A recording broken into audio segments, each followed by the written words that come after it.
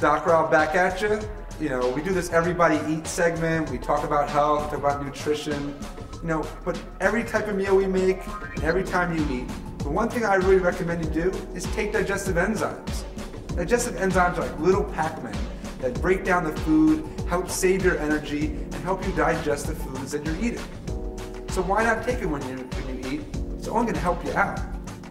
Now some people say, well, I'm outside, I'm at work, I'm on the road, I eat in restaurants, I'm not carrying a bottle. So I have a solution. It's one of my favorite things in my pocket. I carry a little box, Enzymedica.